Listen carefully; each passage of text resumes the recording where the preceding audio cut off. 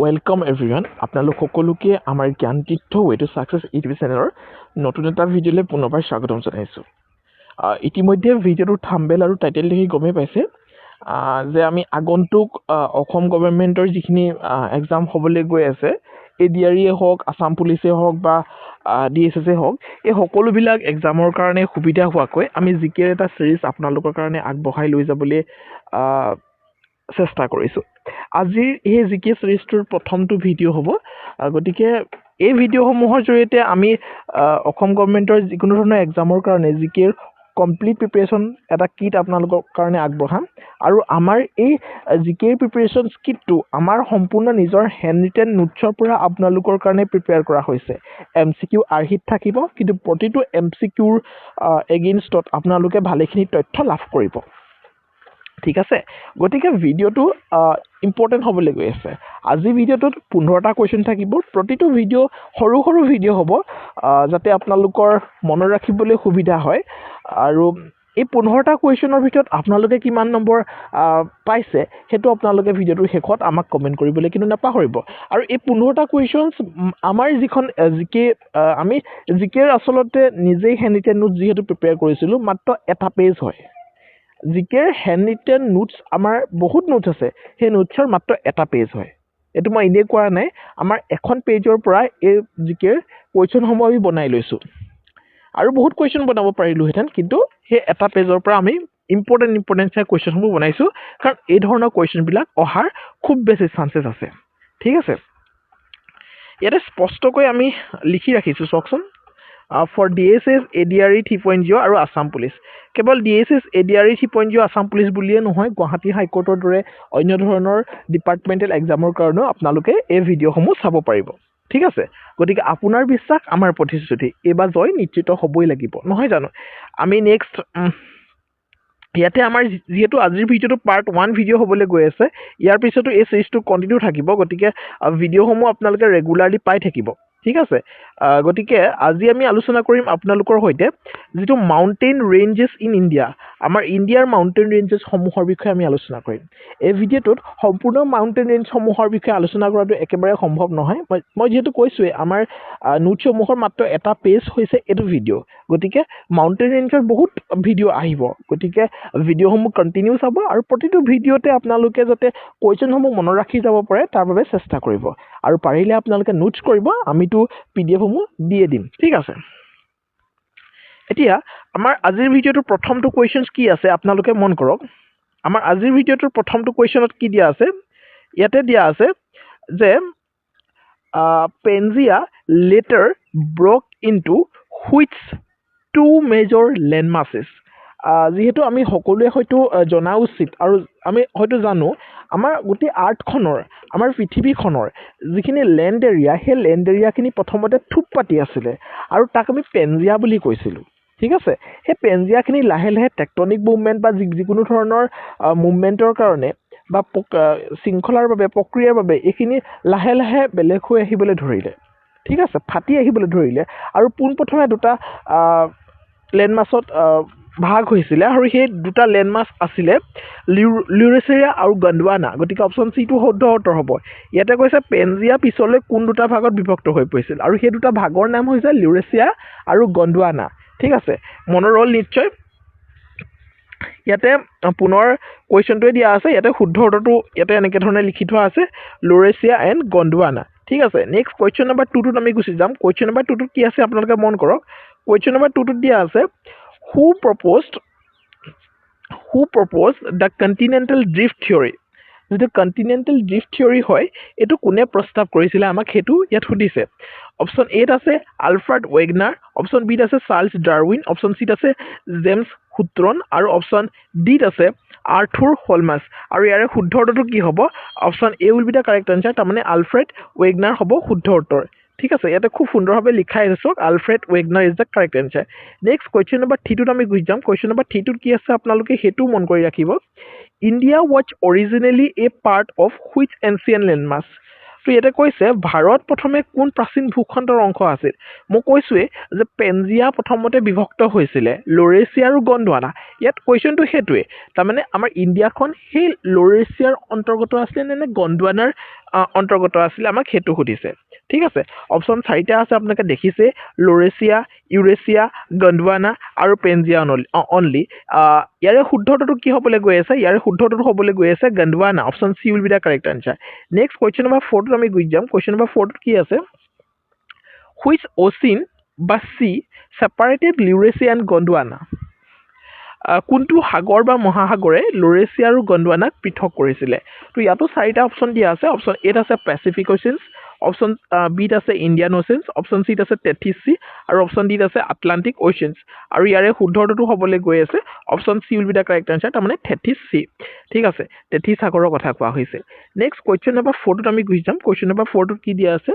Which অচিনছ বাস এইটো একেটাই 4টো যেহেতু আনসাৰটো দিয়া আছে দেখিছে কুৱেশ্যন নম্বৰ 5টোত কি দিয়া আছে মন কৰক হিমালয় ৱেৰ ফ্ৰম সেডিমেন্টস ডিপজিটেড ইন আমাৰ হিমালয় পৰ্বতমালাটো কি হয় আমি বহুতে হয়তো জানো আমি খুব কৈ থাকো ন হিমালয়টো হৈছে এটা ফল্ট মাউণ্টেইন ঠিক আছে এই ফল মাউণ্টেইনটো কিহৰ পৰা আচলতে হৈছিলে এইটো সেডিমেন্টৰ দ্বাৰা যেতিয়া ইণ্ডিয়ান প্লেটখন আৰু ইউৰেছিয়ান প্লেটখনৰ মাজত মুভমেন্ট হৈছিলে মাজতে টেথিছ চি আছিলে অচিনিক প্লেট আছিলে তো টক্কৰ হওঁতে টেথিছ চিৰ দ্বাৰা যিখিনি সেডিমেন্ট তাতে গোট খাইছিলে জমা হৈছিলে সেই সেডিমেন্টখিনি যেতিয়া ঠেকা খাই পিনে ওপৰলৈ উঠি গৈছিলে সেয়াই হিমালয় ফৰ্ম হৈছিলে ডিটেইলছত আপোনালোকক বুজাই দিম মই কেতিয়াবা কিন্তু ইয়াতে সেই সেডিমেন্টটোৰ নামটো কি সুধিছে এইটো টেথিছ চিৰ জিঅ'চিনক্লাইন দেই সেই সেডিমেন্টখিনিৰ নাম হৈছে জিঅ'চিনক্লাইন সেইখিনি টেথিছ চিৰ লগত ৰিলেটেড হয় মই ভাবোঁ বুজি পাইছে আপোনালোকে এইখিনিতে আপোনালোকে ক'বচোন আমাৰ হিমালয়ৰ পাৰ্ট কেইটা 4টা পাৰ্ট আছে ঠিক আছে 4টা পাৰ্ট আছে আপোনালোকে লিখি ৰাখিব পাৰিলে মই কৈ দিছোঁ trans Himalaya number 1 trans Himalaya number 2 greater Himalaya কি বুলি কোৱা হয় গ্ৰেটাৰ হিমালয় হিমাদ্ৰী বুলি কোৱা হয় নেক্সট আহিলে মিডল হিমালয় আৰু লেজাৰ হিমালয় আৰু তাৰপিছতে আহিলে শিৱালিক ঠিক আছে বুজি পাইছে এই 4টা ভাগ নেক্সট আমি যাম কুৱেশ্যন নম্বৰ 6 লৈকে ইয়াতে টেথিছ চি জিঅ'চিনক্লাইনৰ কথা লিখাই আছে কুৱেশ্যন নম্বৰ 6টোত কি দিয়া আছে আপোনালোকে মন কৰক The highest peaks of the Himalaya are found in আমি হয়তো সকলোৱে জানো হিমালয়ৰ হাইয়েষ্ট পিকটো কি হয় আপোনালোকে লিখি ৰাখিব যদি কোনোবাই নাজানে সেইটো হৈছে মাউণ্ট এভাৰেষ্ট হয়নে আৰু আমাৰ ৱৰ্ল্ডৰ আটাইতকৈ ওখ পৰ্বত শৃংগ হয়নে তো মাউণ্ট এভাৰেষ্ট হ'ব শুদ্ধ উত্তৰ ঠিক আছে এতিয়া সেই মাউণ্ট এভাৰেষ্টটো আমাৰ হিমালয়ৰ কোনটো ভাগৰ অন্তৰ্গত আমাক সেইটো সুধিছে অপশ্যন এ আছে শিৱালিকটো একেবাৰে তললৈ আছে শিৱালিক হ'ব নোৱাৰে হিমাচল হিমালয় হিমাদ্ৰী হিমালয় আৰু আউটাৰ হিমালয় য়েছ আমাৰ যিটো হাইয়েষ্ট পিক হয় হাইয়েষ্ট পিকটো মাউণ্ট এভাৰেষ্ট নেপালত আছে সেই মাউণ্ট এভাৰেষ্টটো আচলতে অপশ্যন চি হিমাদ্ৰী হিমালয়ৰ অন্তৰ্গত তাৰমানে গ্ৰেটাৰ হিমালয়ৰ অন্তৰ্গত এটা পৰ্বত শৃংগ হয় আমি সেই গ্ৰেটাৰ হিমালয়টো এক্সট্ৰাকে পঢ়িম কাইলৈ ভিডিঅ'টোত গ্ৰেটাৰ হিমালয়ৰ কথা আহি যাব আজি অকণমান ট্ৰান্স হিমালয়ৰ বিষয়ে থাকিব এইটো ভিডিঅ'ত মই কৈছোঁৱেই যিহেতু আমাৰ হেনিটেন নোটছৰ মাত্ৰ এটা পেজ হয় এই ভিডিঅ'টো ঠিক আছে গতিকে একো ৰখা নাই গতিকে মই ভাবিছোঁ এই চিৰিজটো যদি কণ্টিনিউ থাকে আপোনালোকৰ এক্সামত জিকে ছেকশ্যনৰ এটাও কুৱেশ্যন আপোনালোকে এৰি থৈ আহিবলগীয়া নহয় বা আপোনালোকৰ অচিনাকি কুৱেশ্যন নাথাকিব ঠিক আছে বাৰু যি নহওক 7 নম্বৰ কুৱেশ্যনটোত আমি যাম 7 নম্বৰ কুৱেশ্যনটো কি আছে মন কৰক which Himalaya range is also' known as the greater Himalaya মই অলপ আগতে কৈ আহিছোঁ যে হিমাদ্ৰী গ্ৰেটাৰ হিমালয়ক হিমাদ্ৰী বুলিও জনা যায় ঠিক আছে গ্ৰেটাৰ হিমালয়ক হিমাদ্ৰী বুলি জনা যায় গতিকে অপশ্যন চিটো হ'ব শুদ্ধ উত্তৰ নেক্সট কুৱেশ্যন নম্বৰ আমি 8লৈ যাম কুৱেশ্যন নম্বৰ 8টো কি আছে আপোনালোকে মন কৰক the southern most range of the Himalaya is হিমালয়ৰ আটাইতকৈ চাউদাৰ্ণ মোষ্ট ৰেঞ্জটো সুধিছে চাওক আমাৰ ইণ্ডিয়াখন মই ইয়াতে আঁকি দিলে এতিয়া বেয়াই হ'ব ইণ্ডিয়াখন ছাপ'জ এইখন আমাৰ ইণ্ডিয়া এনেকৈ ধৰণে আছে ন এনেকৈ নি মই আপোনালোকে হাঁহিব নালাগে ইণ্ডিয়াখন এনেধৰণে আছে তো এই ইণ্ডিয়াখনৰ কি হয় দেখাবলৈ দিগদাৰ হৈ গৈছে দেই এনেকৈ ধৰণে আমাৰ ইণ্ডিয়াখন আছে ছাপ'জ হয়নে এই ইণ্ডিয়াখনৰ কি হয় আপোনালোকৰ এনেকৈ ধৰণে আছে ইয়াতে আপোনালোকে যদি মন কৰে ইয়াতে এই ধৰণে এনেকৈ ধৰণে আছে সেইটো হৈছে আপোনালোকৰ ট্ৰান্স হিমালয়া নেক্সট আৰু এটা পাৰ্ট আছে সেই পাৰ্টটো হৈছে গ্ৰেটাৰ হিমালয়া নেক্সট আছে লেজাৰ হিমালয় আৰু এনেকৈ ধৰণে শিবালিক আছে যিটো নেকি অসমেদিও গৈছে তো ইয়াতে সুধিছে আটাইতকৈ সাউদাৰ্ণ মোষ্ট ৰেঞ্জ কি হিমালয় এই চাৰিটা ৰেঞ্জে আটাইতকৈ সাউদাৰ্ণ মোষ্ট ৰেঞ্জ কি হ'ব তেতিয়াহ'লে শিবালিক হ'ব কাৰণ আপোনালোকে বহুতে হয়তো সকলোৱে হয়তো জানে আমি যেতিয়া এখন মেপ আঁকো এনেকৈ ধৰণে এটা প্লাছ চিন প্ৰতিখন মেপতে আমি দি লওঁ আৰু ইয়াতে এই চাইডটো হ'ব ইষ্ট এই চাইডটো হ'ব ৱেষ্ট আৰু এই চাইডটো হ'ব নৰ্থ আৰু এই চাইডটো হ'ব চাউথ গতিকে তলফালে থকাটোৱেই হ'ব তাৰমানে শিবালিকেই হ'ব সাউদাৰ্ণ মোষ্ট ৰেঞ্জ বুজি পাইছে নিশ্চিতভাৱে গতিকে শুদ্ধটো হ'ব option c Shivalik next question number 9টোত আমি গুচি যাম কুৱেশ্যন নম্বৰ 9টোত কি আছে আপোনালোকে মন কৰক which of the following is not A division of the Himalaya তলত দিয়া বিকল্পসমূহৰ কোনটো হিমালয় পৰ্বতমালাৰ এটা ভাগ নহয় তলৰ বিকল্পসমূহৰ কোনটো হিমালয় পৰ্বতৰ এটা ভাগ নহয় এইটো অপশ্যনকেইটা দেখিলে আপোনালোকে গমেই পাব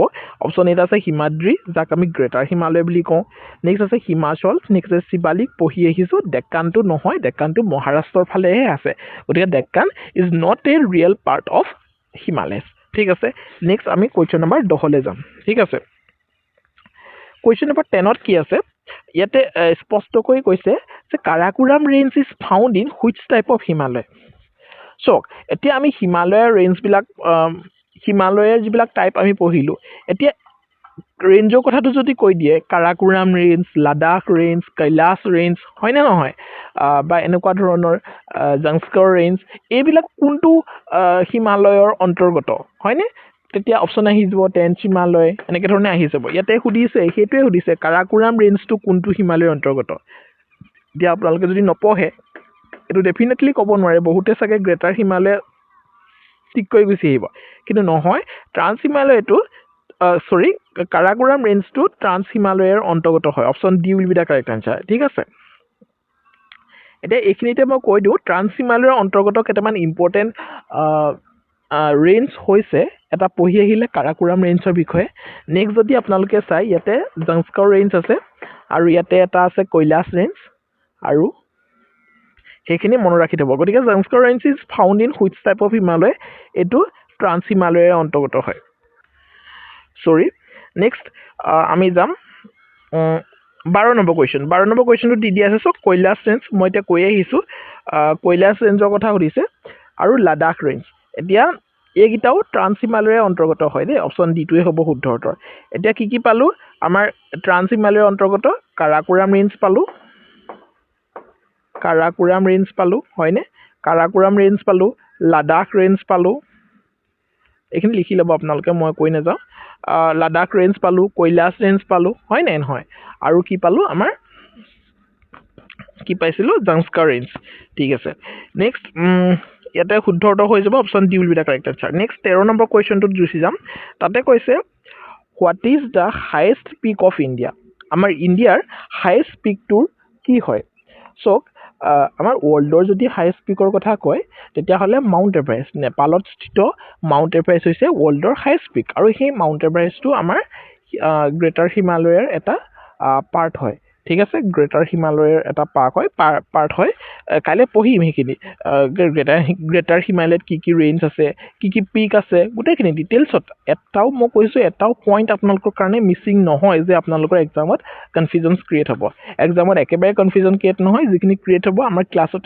ক্লাছতে ছল্ভ হৈ যাব সকলো ঠিক আছে তো এতিয়া আমাৰ ইণ্ডিয়াৰ কথা সুধি দিয়াৰ লগে লগে কেটু বা Godwin Austen is the highest peak of আমাৰ কি হয় ইণ্ডিয়া হয় এতিয়া কেটুটোৰ অকণমান কণ্ট্ৰভাৰ্চি থাকে কাৰণ এইটো POKত আছে পাকিস্তান অকুপাইড কাশ্মীৰত আছে পাকিস্তানে কয় যে এই ঠাইডোখৰ আমাৰ কিন্তু অৰিজিনেলি সেই ঠাইডোখৰ আমাৰ ইণ্ডিয়াৰ হয় গতিকে কুছ ভি দে দো পাৰ জমিন নাহি দেনা হে হয়নে আমি জমিন কেতিয়াও নিদিওঁ তেওঁলোকক ঠিক আছে মাটি কেতিয়াও নিদিওঁ গতিকে আমিতো ক'ম বিশেষকৈ মইতো ক'মেই আৰু আপোনালোকেও ক'ব কেটু বা গডউইন অষ্টিন আমাৰ ইণ্ডিয়াৰ হায়েষ্ট পিক হয় কিন্তু কেতিয়াবা কি হয় এক্সামিনাৰে কেটু বা গডউইন অষ্টিন আনচাৰত নিদিয়ে মানে অপশ্যনত নিদিয়ে তেতিয়া আপোনালোকৰ কাঞ্চনজংঘা বুলি এটা অপশ্যন থাকিব যিটো নেকি ছিকিমত আছে আমি আলোচনা কৰিম কাঞ্চনজংঘা সম্পৰ্কে পাছলৈ তো কাঞ্চনজংঘা তেতিয়া আমাৰ হায়েষ্ট পিক হৈ যাব তো Kanchenjunga is the third highest peak of the world. আৰু আমাৰ Godwin Austen is the second highest peak of our world. ঠিক আছে, সেইখিনিলৈকে মনত ৰৈ গ'ল চাগে আপোনালোকৰ। গতিকে ইয়াতে হ'ব কেটো বা গডিন অষ্টিন। অপশ্যন থাকিলে কেটো বা গডিন অষ্টিনে দিব দেই, সেইটোৱে শুদ্ধ উত্তৰ হ'ব। নেক্সট গোচেৰেম আৰু ৰাকাপুচি। গোচেৰেম আৰু ৰাকাপুচি বুলি পিক দুটা আছে। এই পিক দুটাও ক'ৰ হয় আমাক সেইটো সুধিছে। এই পিক দুটাও কাৰাকোৰাম ৰেঞ্জৰে হয়। কাৰাকোৰাম ৰেঞ্জৰে আন দুটা পপুলাৰ পিক হৈছে গোচেৰেম আৰু ৰাকাপুচি। বিশেষকৈ কাৰাকোৰাম ৰেঞ্জৰ হাইয়েষ্ট পিকটোৰ কথাই মনত ৰাখিব, যিহেতু সেইটো ইণ্ডিয়াৰ হাইয়েষ্ট পিক হয়। সেইটো হৈছে কেটো বা গডিন অষ্টিন। ইয়াৰ লগতে ৰাকাপুচি আৰু গোচেৰেম পিক দুটাও আমাৰ কাৰাকোৰাম ৰেঞ্জৰে পিক হয়। ঠিক আছে, নেক্সট যাম আজিৰ ভিডিঅ'টো শেষৰটো কুৱেশ্যনছ, 15 নম্বৰ কুৱেশ্যনছটো। 15 নম্বৰ কুৱেশ্যনটো কি দিয়া আছে, what is the highest height of the Godwin Austen বা কেটো। কেটোটোকে গডিন অষ্টিন বুলিও কোৱা হয়। এই কেটো বা গডিন অষ্টিনৰ হাইটটো কিমান হয় আমাক সেইটো সুধিছে। অপশ্যন এত আছে 8,586 মিটাৰ। 8,586 মিটাৰ হৈছে আমাৰ কাঞ্চনজংঘা, ছিকিম ষ্টেটৰ কাঞ্চনজংঘাৰ হাইয়েষ্ট হাইট হয়। আৰু নেক্সট বিত আছে 8,611 মিটাৰ। য়েছ, অপশ্যন বিটো হ'ব শুদ্ধ উত্তৰ। আমাৰ কেটো বা গডিন অষ্টিনৰ হাইটটো হৈছে 8,611 মিটাৰ। আৰু যদি আপোনালোকে জানে মাউণ্ট এভাৰেষ্টৰ হাইয়েষ্ট হাইটটো কিমান হয় আমাক কমেণ্টত জনাবলৈ আপোনালোকে নাপাহৰিব দেই। কিছুমান এনেকৈ ধৰণে আপোনালোকক ক'ম, কিন্তু মাউণ্ট এভাৰেষ্টৰ বিষয়েও আমি অহাটো ভিডিঅ'ত ডেফিনেটলি ভাল ধৰণে আলোচনা কৰিম, গতিকে বিশেষ টেনশ্যন নাই। মই ভাবিছোঁ ভিডিঅ'টো আপোনালোকৰ কাৰণে হেল্পফুল হৈছে। আৰু এই 15টা কুৱেশ্যনৰ ভিতৰত আপোনালোকে কিমান মাৰ্ক একুৱাৰ কৰিছে তো সেইটো ডেফিনেটলি আমাক কমেণ্ট বক্সত জনাব। ঠিক আছে, তো আমাৰ ভিডিঅ'টো ইমানেই আছিলে। থেংক ইউ ফৰ ৱাচিং আৱাৰ কণ্টেণ্টছ। Keep learning. আপোনালোকে এনেধৰণে পঢ়ি থাকক, আমি সহায় কৰি যাম। মই ভাবিছোঁ ভিডিঅ'টো ডেফিনেটলি আপোনালোকৰ কাৰণে হেল্পফুল হৈছে। আৰু 15 আউট অফ 15 আপোনালোকে কিমান পাইছে আমাক কমেণ্ট বক্সত জনাবলৈ নাপাহৰিব দেই। আউট অফ 15 কিমান পাইছে কমেণ্ট বক্সত জনাবলৈ নাপাহৰিব। তো ভিডিঅ'সমূহ যদি ভাল লাগিছে আমি চিৰিজটো কণ্টিনিউ ৰাখিমেই, মাত্ৰ সহযোগিতা আপোনালোকৰ লাগিব। গতিকে ভিডিঅ'টো লাইক কৰিব আৰু চেনেলটো ছাবস্ক্ৰাইব কৰিব, লগতে বেলখনত টিপি অল প্ৰেছ কৰিব, যাতে আহিবলগীয়া ভিডিঅ'সমূহৰ সৈতে আপোনালোকক নটিফাই হৈ থাকিব পাৰে। লগতে আপোনালোকে আমাৰ ভিডিঅ'টো শ্বেয়াৰ কৰিবলৈ নাপাহৰিব। তো ঠিক আছে, তো thank you so' much. See you in the next video'. ইয়াৰ লগতে যদি আপোনালোকে গুৱাহাটী হাইকোৰ্টৰ জুনিয়ৰ এডমিনিষ্ট্ৰেটিভ এছিষ্টেণ্টৰ কাৰণে প্ৰিপেৰেশ্যন কৰি আছে, তেতিয়াহ'লে আমাৰ 11খনকৈ মক পেপাৰ ৰিলিজ কৰা হৈছে আমাৰ জ্ঞানতীৰ্থ ৱে টু ছাকচেছ এডুকেশ্যনৰ তৰফৰ পৰা। কাৰণ আমি প্ৰায় 35খন previous year question paper analysis কৰি সেই কুৱেশ্যন পেপাৰসমূহৰ আৰ্হিত আমি প্ৰিপেয়াৰ কৰি উলিয়াইছোঁ 11খন মক পেপাৰ ফৰ গুৱাহাটী হাইকোৰ্টৰ জুনিয়ৰ এডমিনিষ্ট্ৰেটিভ এছিষ্টেণ্টৰ কাৰণে। গতিকে যদি লাগে লৈ ল'ব, এখন ইয়াৰে ফ্ৰী মক পেপাৰ আছে। গতিকে ফ্ৰী মক পেপাৰখন আপোনালোকে একবাৰ চাই ল'ব, তাৰপাছত আপোনালোকে বাকী 10খন মক পেপাৰ লৈ ল'ব পাৰে। আৰু এই মক পেপাৰসমূহ ল'বলৈ হ'লে আপোনালোকে 99 ৰুপিজ এটা পে'মেণ্ট কৰিব লাগিব। এইটো স্কেনাৰ হয়। স্কেনাৰ সেইটোত পে'মেণ্ট নকৰিলেও আপোনালোকে আমাৰ এটা মেইল আইডি আছে, ইয়াতে কণ্টেক্ট কৰিলেই হ'ব, g1535813@gmail.com। এই মেইল আইডিটোত আপোনালোকে জাষ্ট আমাক মেছেজ এটা ড্ৰপ কৰিব যে আমাক মক পেপাৰ লাগে। তেতিয়া আমি তাতে আপোনালোকক গোটেই ডিটেইলছখিনি দি দিম, আৰু ডিটেইলছখিনি দিয়াৰ লগে লগে আপোনালোকে পে'মেণ্ট কৰাৰ স্ক্ৰীনশ্বটটো আমালৈ পঠাই দিব, আৰু ডেফিনেটলি আপোনালোকে মেইলতে গোটেই PDF-সমূহ পাই যাব। ইয়াৰ লগতে DSS DMEৰ কাৰণে DSSৰ যিহেতু 191 পদৰ পৰীক্ষা হ'বলৈ গৈ আছে 191 পদৰ। গতিকে এই 191 পদৰ বাবে আপোনালোকে যদি প্ৰিপেৰেশ্যন কৰি আছে, তেতিয়াহ'লে যোৱাবাৰটো গমেই পায় আমাৰ DMEৰ এটা বৃহৎ সফলতাৰ পাছত এইবাৰ আমি DSSৰ মক পেপাৰৰ সলনি আমি ই বুক লঞ্চ কৰিছোঁ কেৱল 99 ৰুপিজতে, পূৰ্বৰ মূল্যতে আছে। গতিকে 4খন e book, general knowledge, general science, quantitative aptitude আৰু জেনেৰেল ইংলিছ, এই 4খন ই বুক আপোনালোকে লাভ কৰিব 99 ৰুপিজত। গতিকে ইয়াৰ বাবেও আপোনালোকে এই মেইল আইডিটোক এটা মেছেজ ড্ৰপ কৰিব জাষ্ট, আৰু আমি তাতে সকলোখিনি বুজাই দিম। আৰু মেইলতে গোটেই PDF-খনৰ আপোনালোকে PDF-সমূহ পাই যাব। এইখন হৈছে জেনেৰেল নলেজ, আৰু এইখন হৈছে জেনেৰেল ছায়েন্স, আৰু এইখন হৈছে কোৱান্টিটিভ এপ্টিটিউড, আৰু এইখন হৈছে জেনেৰেল ইংলিছ। আৰু অতি কম দিনৰ ভিতৰতে আমি এই ই বুকখন হাৰ্ড কপি হিচাপে পাব্লিছ কৰিম, যিটো নেকি এইবাৰ নহ'ব, অহাবাৰৰ পৰা যেতিয়া DSS DMEৰ এক্সাম আহিব তেতিয়া জ্ঞানতীৰ্থ পাব্লিকেশ্যনৰ আপোনালোকে এই ধৰণৰ বুক লাভ কৰিব। ঠিক আছে, গতিকে মই ভাবিছোঁ হেল্পফুল হৈছে ভিডিঅ'টো আৰু যদি হেল্পফুল হৈছে বুলি ভাবিছে ডেফিনেটলি চেনেল ছাবস্ক্ৰাইব কৰি বেল ঘণ্টাটো অল প্ৰেছ কৰিব তো thank you so' much see you next